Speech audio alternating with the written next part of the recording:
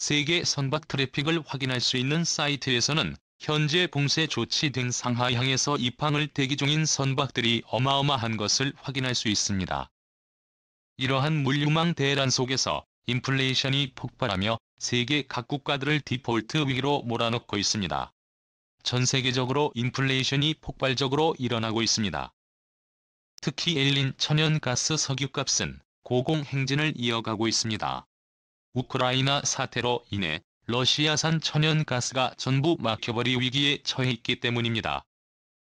유럽의 각 국가들은 완전히 망연자실해하고 있는 상황 가운데 중국 세계 1위 물류 공급망인 상하이항이 있는 상하이시까지 전면 봉쇄 조치가 이루어지면서 세계적인 공산품 대란으로 인한 인플레이션까지 빚어서 엎친 데 덮친 격이 돼버리고 있습니다. 그런데 놀랍게도 대한민국만큼은 세계 인플레이션 상황 속에서 안전한 국가로 급부상하고 있습니다. 국토전략측이 미국은 이제 세계 제1위의 석유 천연가스 자원 보유국이 됐습니다. 몇 해 전 수백 년을 써도 못 쓸 정도의 석유와 천연가스 등이 발견되면서 미국은 거대한 횡재를 했습니다. 석유와 천연가스로 유럽의 행패를 부리는 러시아나 석유 외에는 8곳이 없는 중동 국가들보다 미국이 월등하게 많은 상황입니다. 심지어 석유로 유명한 사우디아라비아보다 매장량이 많습니다. 이 때문에 더 이상 미국은 중동 문제에 개입할 필요가 없게 됐습니다. 중국은 이러한 미국의 중동 외교 공백을 노려 사우디아라비아와 미국 간에 체결됐던 페트롤달러 결제 시스템을 가로채 위안화로 결제를 할 수 있게 했다고 떠들고 있습니다. 금융의 주요 친중 매체들에서도 앞으로 미국 달러의 시대가 저물고 위안화의 시대 혹은 러시아 루블화의 시대가 도래한다고 말하고 있습니다. 주된 근거로는 러시아의 루블화나 중국의 위안화가 러시아와 중국에서 생산하는 재화인 석유나 천연가스 금 그리고 공산품의 위안화와 루블화가 연동되고 있다고 굳게 믿고 있기 때문입니다.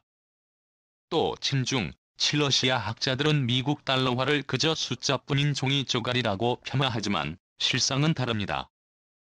세계에서 가장 많은 천연가스 석유를 보유한 나라일 뿐 아니라 유럽이나 한국, 일본, 호주 등 세계에서 가장 품질 좋은 제어를 생산하는 우방국들과 선진 시장을 확보하고 있는 상황이기 때문에 오히려 서방국들의 미래가 더 밝습니다. 제1세계 통화들 한국 원화를 포함한 민주주의 국가들의 통화 시스템은 오히려 중국의 위안화보다 미래 가치가 밝습니다. 중국은 현재 미국과 사우디의 동맹관계에 회관을 놓으면서 전 세계에 드디어 미국 달러화를 중국 위안화가 이기고 있다고 자랑하고 있지만 중국은 점점 세계 공급망에서 배제되고 있습니다. 미국 측으로부터 제공될 자원 공급망과 그로 인해 생겨날 부가가치들의 혜택에서 중국이 제외될 가능성이 높아지고 있습니다. 미국이 그동안 사우디를 중심으로 한 중동을 자원 공급망의 최대 파트너십으로 삼았으나 미국은 이제는 석유 한 방울 나지 않는 대한민국을 자원 공급망 최대 파트너십 국가로 삼고 있습니다. 2020년부터 수년 동안 미국산 석유와 천연가스를 가장 많이 수입하는 나라가 바로 대한민국이 됐기 때문입니다. 미국의 언론사에서는 한국이 미국의 자원 공급망의 최대 파트너십 국가가 됐다며 대서특필하고 있습니다. 미국 알래스카 주의 경제가 한국 때문에 돌아가고 있다는 말이 나오고 있습니다. 미국 알래스카에는 러시아나 중동보다 많은 천연가스 석유가 매장돼 있습니다. 그 석유를 한국이 사실상 독점하다시피 하고 있는 것입니다. 미국은 알래스카의 파이프라인을 한국의 최대 석유 제품 수출 기지이자 석유 가공 단지인 한국의 여수시까지 직접 파이프라인을 여려고 구상 중입니다. 현재는 러시아가 가로막고 있는 상황이지만 이미 알래스카를 남북으로 횡단하는 가스 석유 파이프라인을 건설해서 알래스카의 발데즈항에서 환적하여 한국으로 수출하고 있는 상황입니다.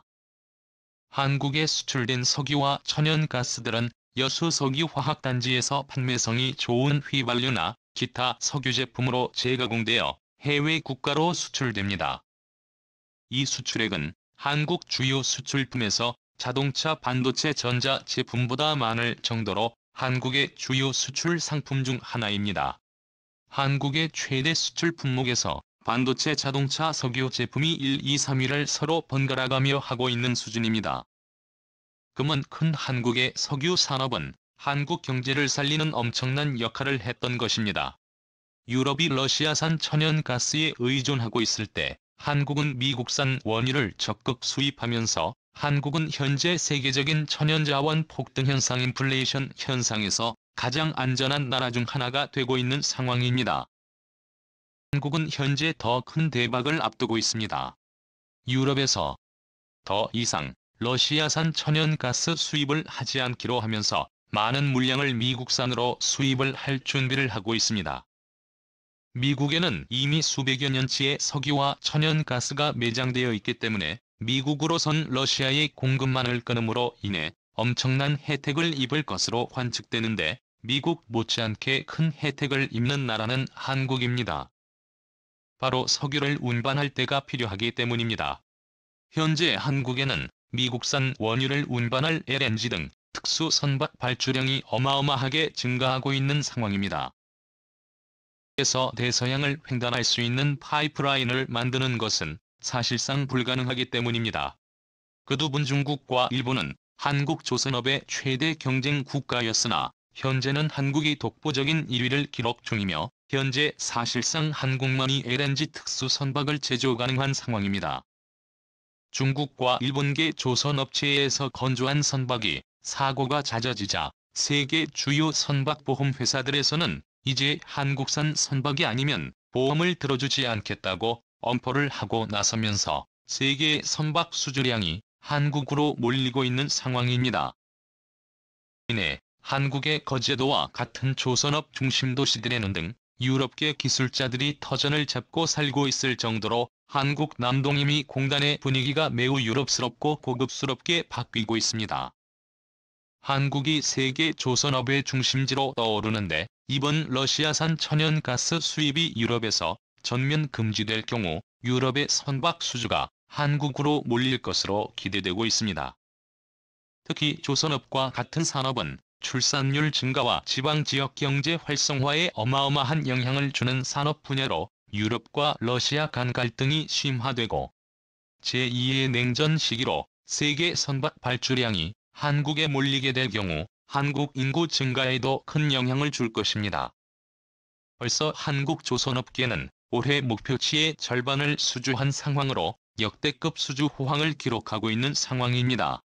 세계적인 인플레이션 사태에서 한국은 60년대부터 80년대까지 중공업 육성 정책을 적극 시행한 덕분에 한국은 스스로 물건을 만들 수 있는 나라가 되어 세계의 인플레이션 위기에서 살아남고 있습니다.